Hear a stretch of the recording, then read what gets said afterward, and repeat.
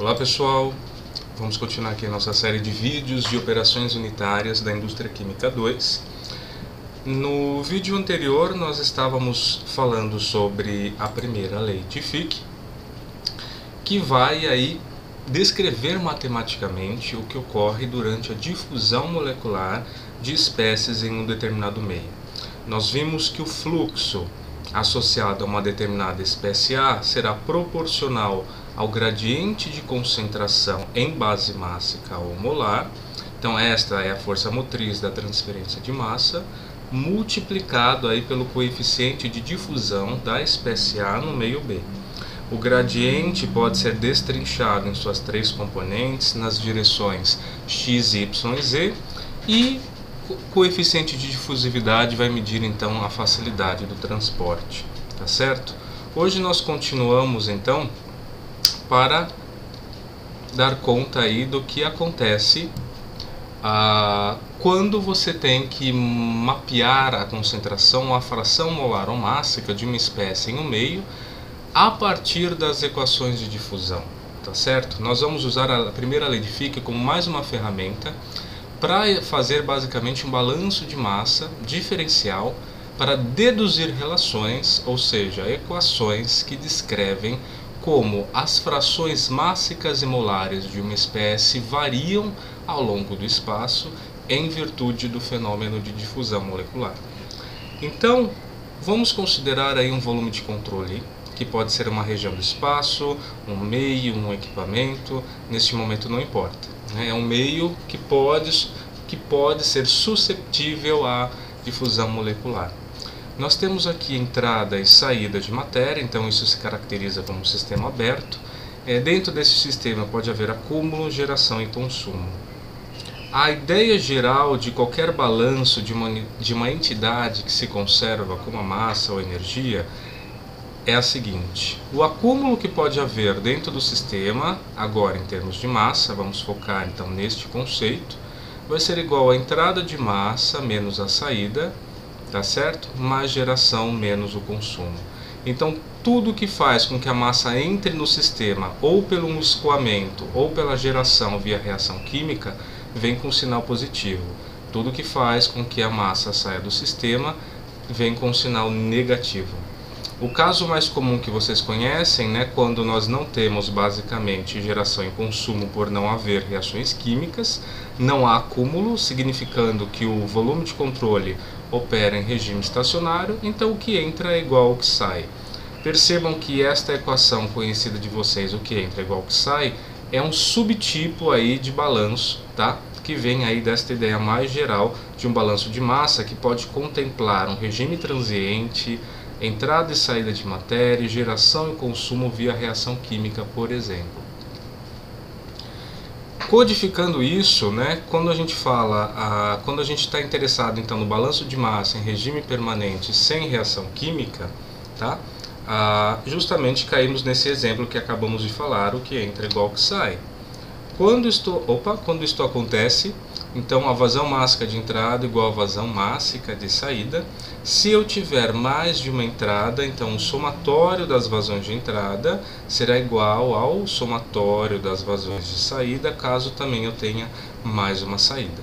Ou de forma sintética, aqui na forma de somatório. Percebam que eu posso ter N correntes de entrada e M correntes de saída.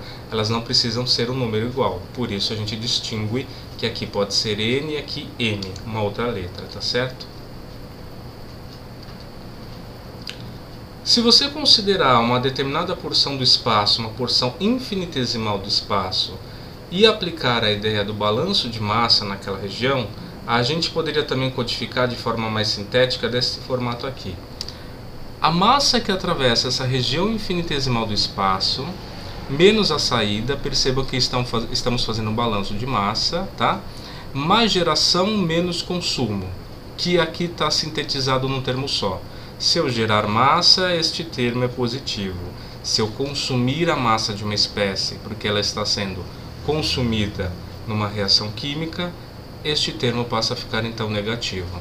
E o termo de acúmulo está aqui simbolizado por essa derivada que mede aí a variação da massa da espécie A ao longo do tempo, tá?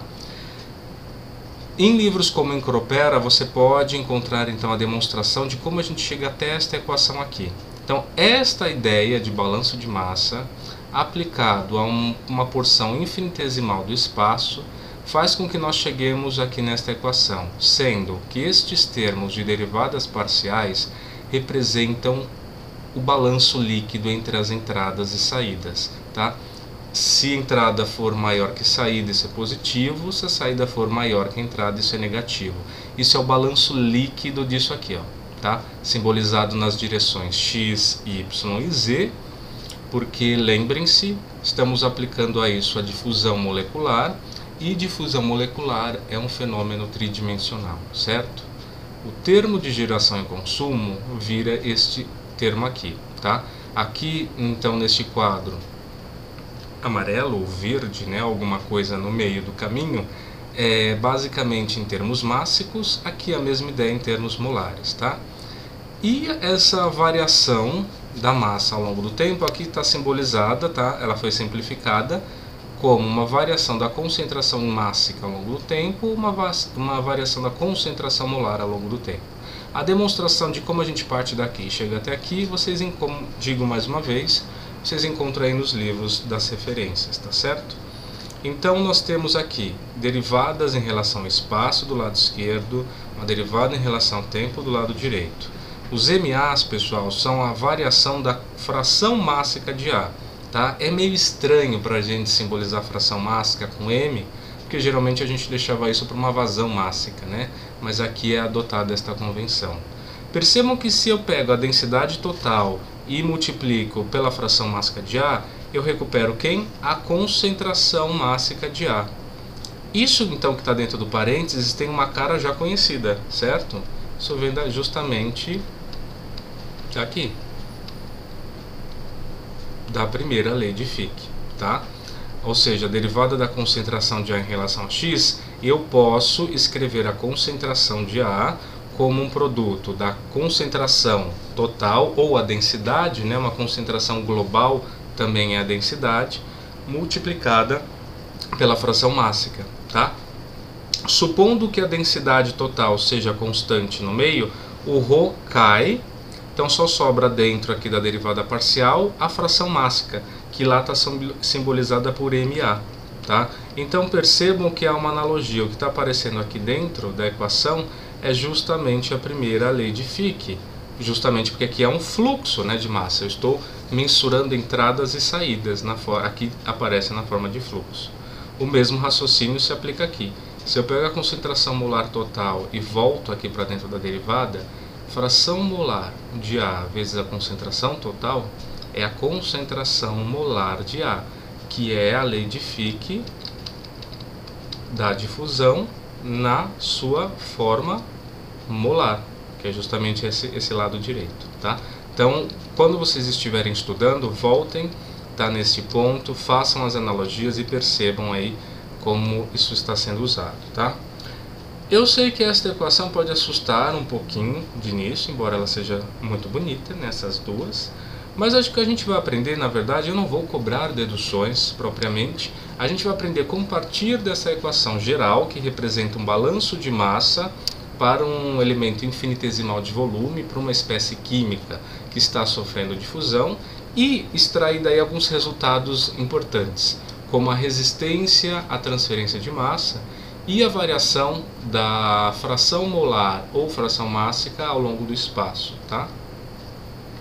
Então, para começar, como a gente pode aplicar esta equação a subtipos de problemas, a gente vai considerar aqui que não há reações químicas homogêneas, tá?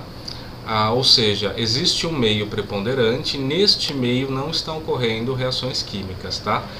Mas a gente vai considerar os casos de reações químicas heterogêneas, que resultam aí do contato entre reagentes e superfícies, tá? O motivo para a gente não considerar reações químicas homogêneas que estão acontecendo no espaço todo, no volume todo, é que isso complica mais o equacionamento. E o objetivo deste módulo é ilustrar a difusão molecular e não trazer complicações matemáticas mais do que é o necessário neste primeiro momento. De forma que este caso é interessante, porque eu posso usar então a aplicação da primeira lei de Fick e o balanço de massa para estudar as reações catalíticas, que são justamente reações onde os reagentes vão reagir numa superfície. Como exemplo, do lado direito, vocês podem ver moléculas de oxigênio que vão ser quebradas, né, nos seus oxigênios constituintes pelo contato com uma superfície aí de um catalisador sólido de óxido de vanádio, tá certo? Basicamente, após a adsorção, você tem a quebra de oxigênio. Obviamente, os mecanismos aqui podem ser complexos, mas a partir disso, por exemplo, eu consigo produzir SO2, SO3 e depois, eventualmente, ácido sulfúrico também, tá? Mas para fazer isso, eu precisei quebrar primeiro as moléculas de oxigênio. Uma grande maioria aí das aplicações industriais de reações químicas envolvem reações catalíticas, envolve catalisador. Por isso essas aplicações são importantes para a gente, tá certo?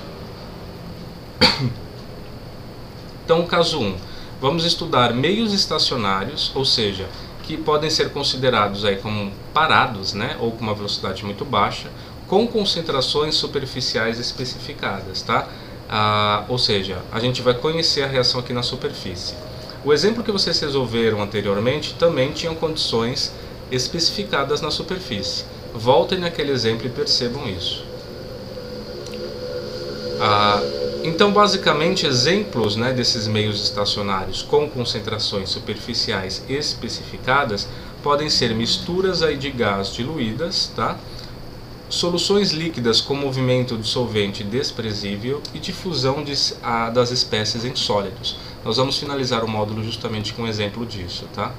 Quando isso acontece, o meio estacionário, quem domina basicamente o transporte da espécie A é a difusão molecular e não o movimento do solvente. Nós estamos interessados no primeiro momento, então, além de um meio estacionário com concentrações superficiais especificadas, a gente vai estar interessado primeiro numa geometria plana. E a gente está interessado então na difusão unidimensional, somente aqui na direção X, de uma espécie A em um meio plano, em estado estacionário e sem reação química homogênea. Então, quais são as simplificações que a gente pode fazer naquele balanço de massa? Se eu estou em estado ou regime estacionário, o termo da direita, que mede a variação aqui da concentração de A em relação ao tempo, é nulo, certo? Se eu não tenho reação química, não há nem geração nem consumo, esse termo cai. Além disso, se eu tenho um meio plano, comparem esse equacionamento com o que nós fizemos em OP1 com condução térmica, tá? É a mesma simplificação. Eu tenho um fluxo de uma espécie apenas aqui na direção X, da direção da maior para a menor concentração ou da maior para a menor fração. De forma que os termos de variação em Y e Z não são importantes e eles caem. Sobra então este primeiro termo e um zero do outro lado, ou seja, sobra esta equação aqui, tá? Percebam que eu suprimi o del para um D, porque dado que agora a fração de A mássica ou molar de A varia apenas com X, eu não tenho outras variáveis, então não preciso tomar uma derivada parcial, porque essa é a única variável com a qual varia aqui a fração molar aqui da espécie, por exemplo, tá? Agora a questão é, nós podemos resolver esta equação diferencial para obter como a fração molar da espécie A varia ao longo do espaço, que nesse caso é ao longo da direção X. Quando eu faço isso, eu integro duas vezes sucessivamente, fica aí como exercício para vocês demonstrarem que a gente chega exatamente aqui, o que eu obtenho eu recupero justamente XA. Então derivo uma vez, me livro aqui dessa derivada fora do parênteses, quando eu derivo a segunda vez eu me livro dessa. Então eu recupero a função XA em função de X, que é a dimensão onde está ocorrendo a difusão molecular. Isso daqui vai ser função das coisas que nós conhecemos, né? Nós temos concentrações superficiais especificadas.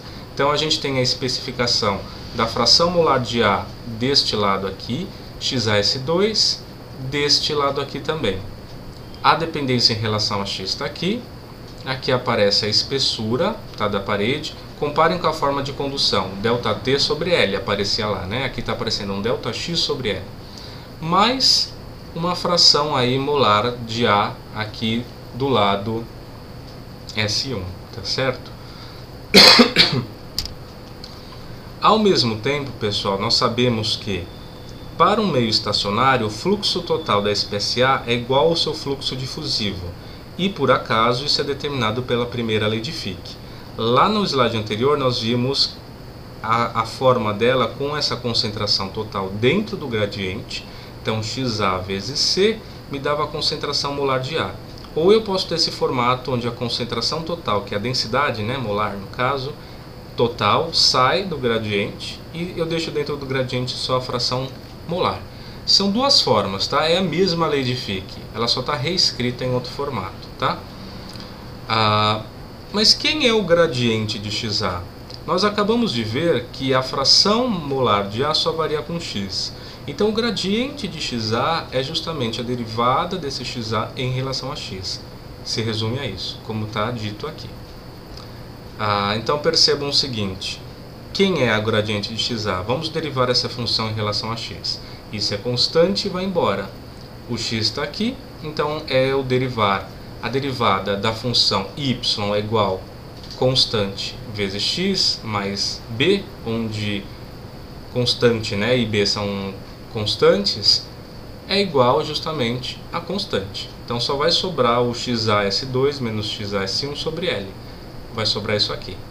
Eu insiro então isso no gradiente, então o fluxo da espécie A no meio B na direção x vai ser o produto de menos concentração total do meio, coeficiente de difusividade e as condições que eu conheço aqui, as condições de contorno, né, que é a fração aqui do lado S2, que tem uma fração menor, menos a do lado S1, que é maior, sobre L. Tá? Então percebam, com esta aplicação conjunta de primeira lei de Fick e balanço de massa, nós temos uma função para monitorar como varia a fração XA ao longo de x, tá? Ao longo deste meio aqui sólido, e o fluxo de A. São duas coisas que a gente pode usar a partir desses resultados. Tá? Além disso, pessoal, nós podemos ainda fazer uma última modificação, que é a seguinte. Percebam que daqui para cá, esse menos ele eliminou, então ele inverteu a ordem do que estava dentro do parênteses. Tá? Inverteu aqui para eu conseguir tirar o sinal de menos. Isto é fluxo. Se eu quero transformar isso em taxa apenas, né, o que é fluxo? Se é fluxo molar, é mol por área por tempo. Taxa é apenas mol por tempo. Então, se aqui está dividindo por área e eu quero eliminar essa dependência, eu multiplico pela área. Então, são duas formas, ou na forma de fluxo ou na forma de taxa. São duas equações que eu posso usar. Percebam o seguinte, seja taxa ou seja fluxo, você tem um termo aqui, né, NaX, que é a taxa de difusão de A. Percebam que outra modificação feita foi, ele levou a concentração total para dentro do parênteses e a gente recuperou aquele resultado que a gente já conhecia, que a fração molar de A vezes a concentração molar total me dá a concentração molar de A, tá? De um lado e do outro. Aqui eu tenho uma taxa, aqui eu tenho a força motriz para o processo de transferência de massa e um coeficiente que mede a facilidade do transporte. Percebam que esta é a mesma análise que a gente fez da primeira lei de Fick. De forma que uma outra maneira de eu modelar isso, se isso mede a facilidade, o oposto disso, né, o inverso disso, ou seja, L sobre coeficiente de difusão sobre área, mede a dificuldade. Então é justamente o que está escrito aqui. A resistência mássica difusiva é o inverso aqui deste parâmetro. Tá? Então, se eu isolar isso daqui, se eu passar aqui dividindo, vai ser justamente o que está no parênteses dividido pela taxa de A. Tá? É um resultado aqui. Esta tabela extraída do Encropera resume o que a gente acabou de tratar para a geometria plana, que são as equações que nós comentamos.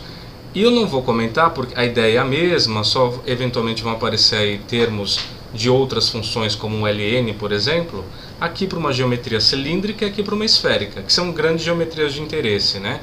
Aqui eu posso ter uma parede de um equipamento, aqui eu posso ter um tubo de um reator, Por exemplo, aqui eu posso ter partículas, né? Nanopartículas, micropartículas de um catalisador. Então são geometrias com aplicações interessantes. Para cada uma dessas geometrias eu tenho como a fração molar de A varia em relação a x ou em relação ao raio, né? Para as geometrias cilíndricas e esféricas, e qual que é a resistência à transferência de massa por difusão em termos do coeficiente de difusão e termos geométricos, né? Que aqui é uma espessura de parede, um raio externo e um raio interno, tá bom? E aqui também. Este é a aplicação 2, pessoal, então fica aí como exercício para vocês. Em breve vou postar também o gabarito. Ele é um exercício interessante porque ele me traz uma condição onde eu não conheço diretamente as concentrações na parede. Então você pode pensar, não consigo aplicar o que a gente fez? Consegue, porque na verdade você tem a pressão parcial. O que você vai fazer basicamente é aplicar aí o que seria uma lei de Henry, né? Um análogo aí da lei de Henry, que vai relacionar solubilidade com pressão parcial, tá? Então, na resolução, tentem aplicar a lei de Henry usando isso que eu acabei de falar, e na resolução vocês vão entender. Esse exercício não é difícil, é apenas uma aplicação das equações que nós já vimos, tá? Relembrando, eu não vou cobrar deduções, só as aplicações das equações, tá? O que a gente vai ver daqui para frente, pessoal, desse slide para frente, fica com uma leitura complementar. Eu não cobro isso nem nas listas e nem nas avaliações, mas é interessante a gente ver aplicações do que a gente acabou de tratar, tá? Então a gente entra agora num caso 2, onde o meio continua sendo estacionário, mas agora eu tenho reações catalíticas na superfície, tá? Então imagina que você tem uma superfície de um catalisador, você tem um fluido fluindo aqui com uma espécie, com um determinado meio, tá? Um escoamento da espécie A numa mistura de gás B, e você vai ter produção de A aqui nessa superfície catalítica, tá? De forma que a produção de A, o que está sendo produzido é justamente o que está se desprendendo da superfície. A gente vai considerar que isso está em estado estacionário e não está tendo aderência aí da espécie formada. Ela se forma e já, né, alguma coisa no gás B se liga a essa superfície, o A se forma e já vai embora, tá? Então a taxa de formação de A é igual à taxa difusiva aqui na parede. Essa consideração é interessante porque eu vou acabar conseguindo linkar aqui então dados de reação química e cinética química com difusão molecular, tá? Então no quadro verde resume este caso, tá? De forma que eu consigo demonstrar que o fluxo da espécie A aqui em x igual a zero vai ser igual a, para uma reação de primeira ordem, tá bom? Vamos considerar aí que é o caso mais fácil, né? Reações de primeira ordem, tá? Em relação aqui à espécie, tá? Vai ser igual, então, menos ao constante de reação, né? A taxa de coeficiente de reação aí dessa reação catalítica, tá? Ou constante de reação também é possível, tá? Multiplicado pela concentração total e a fração molar de A em x igual a L, que é aqui em cima. E aqui embaixo vão aparecer termos como L, de novo a constante de reação, e o coeficiente difusivo. Percebam o poder dessa equação. Ela linka dados de difusão com dados de reação química, tá? E eu tenho subcasos aqui. Eu tenho casos em que a constante catalítica tende a zero, ou seja, a reação é muito lenta, tá? Muito vagarosa, a difusão é muito mais rápida, esse é um processo limitado pela reação. Então, se ele é limitado pela reação, eu consigo simplificar essa equação aqui, tá? E chegar aqui nesta equação que está simbolizando aqui apenas o denominador. Por quê? Se a constante de reação tende a zero, percebam que este termo dentro dos parênteses tende a zero também. Então o denominador tende a aproximadamente 1. Sobra só o numerador. Então faz sentido, né? Quando eu tenho um domínio da reação, a única coisa que vai aparecer aqui na equação de fluxo que foi simplificada é a taxa de reação. O contrário ocorre quando essa taxa é muito rápida, tá? K1 tende a infinito, ou seja, o processo é limitado, então, aí basicamente pela difusão, tá certo? Então a gente chega aqui nesta equação de baixo, tá bom? Porque basicamente o que vai acontecer, esse termo se torna muito mais importante que este. Então 1 eu posso mandar embora, K1 cancela com K1 e vão sobrar aí os demais termos, tá? tudo sai daqui, essas duas equações, sai dessa equação verde, tá? Eu posso usar a difusão mássica para entender evaporação numa coluna, na qual eu tenho o líquido A se difundindo, tá, ao longo aqui da direção X, então ele evapora, a concentração aqui dele está maior do que lá fora e ele vai indo embora. É o típico caso, por exemplo, de você deixar uma bacia com água e a gente sabe que ela vai evaporar, como nós comentamos no módulo 1. Lá então era um tratamento termodinâmico. O tratamento da velocidade com que isso ocorre é feito aí pela modelagem da sua difusão mássica. E a equação para este caso, para a difusão, o fluxo da espécie A ao longo do eixo X, é dado aqui por essa equação, que também vai aparecer sempre o coeficiente de difusão e as condições de contorno, né, onde eu conheço aí as frações. Numa distância L e numa distância aqui na interface, tá? Então eu vou precisar de dados de equilíbrio líquido-vapor para determinar isso, tá?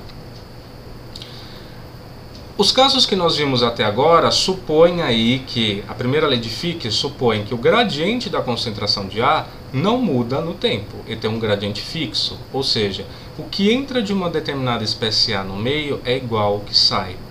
Mas isso não precisa ser dessa forma. Num regime transiente, eu posso ter mais entrada do que saída, por exemplo. De forma que o gradiente da concentração, o A começa a se acumular no meio. Então percebam, o gradiente de concentração em tempos sucessivos, T1, T2 e T3, tendem a mudar, com as concentrações de A subindo. Então eu estou num regime transiente e geralmente este perfil nem é linear aqui, como no caso de um regime permanente, tá, em meio homogêneo. Como que eu faço para modelar? Consigo modelar também a variação de uma espécie A? Consigo. Eu consigo então monitorar pela segunda lei de Fick como varia a concentração de A no tempo, tá? Então a primeira lei de Fick trata do fluxo de uma espécie A em relação à força motriz, né, o gradiente e o coeficiente de difusão, quando este gradiente não muda. A segunda lei de Fick vem me dar um tratamento matemático para que eu consiga mensurar como a concentração de A está variando no tempo aqui e no espaço. Quando eu chego então na segunda lei de Fick, aparece, em vez de, no caso unidimensional, tá? Em vez de uma derivada simples, né, derivada da concentração de A em relação a x, y, z, aparece uma derivada segunda, tá certo?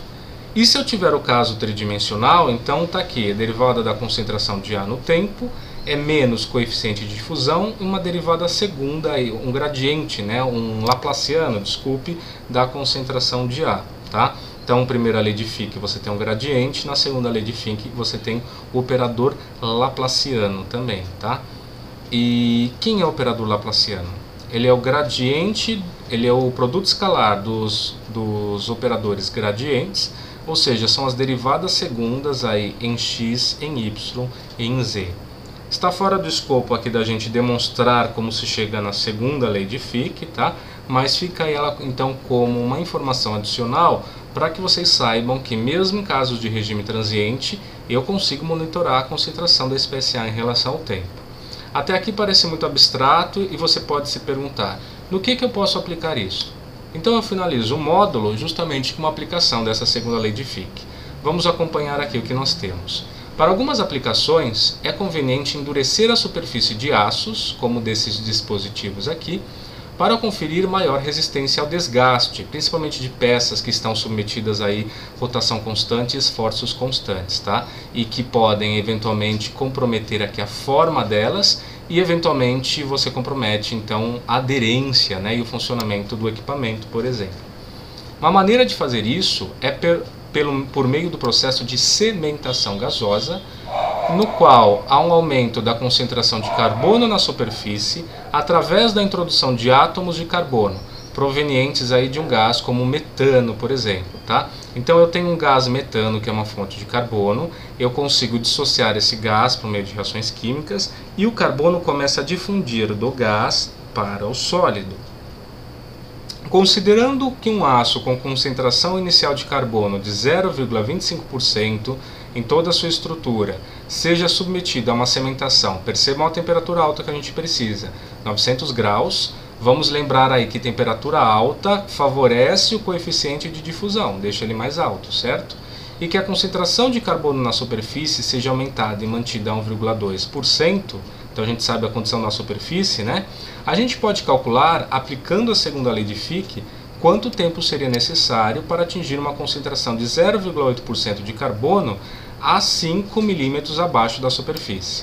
Vamos supor, chegaram aí no estudo e perceberam o seguinte: quando 5 milímetros abaixo eu chego nessa concentração de carbono, tá bom o tratamento, eu preciso me preocupar com esses 5 milímetros de superfície. Então quando eu chegar em a partir de 0,25, né, chegar em 0,8, tá ótimo. Eu consigo ter uma estimativa do quanto tempo demora aplicando a segunda lei de Fick. Então percebam que aqui eu tenho um gradiente, né, de concentração que tende a mudar no tempo, né, ele tende a aumentar como este aqui, tá certo? E eu consigo aplicar a segunda lei de Fick para chegar à conclusão que eu preciso de aproximadamente 7 horas de cementação gasosa, né? Então submeter as peças numa câmara por 7 horas a 900 graus com um gás que tem uma fonte de carbono para que eu consiga atingir aí essas condições especificadas de 0,8% de carbono a 5 milímetros abaixo da superfície. Tá bom, pessoal? E com isso, então, nós terminamos esse módulo 2, esse módulo aí de difusão molecular. Eu sei que é um módulo que traz informações novas, ele pode assustar um pouquinho no primeiro momento, mas não se deixem assustar aí pela complexidade matemática, tá? Estudem este módulo, foquem no entendimento dos conceitos, tá? Trabalhem nos exercícios. Os exercícios são aplicações mais diretas, tá? E qualquer dúvida a gente se fala nos fóruns, então. Então, bons estudos para vocês e uma ótima semana. Até a próxima. Tchau, tchau.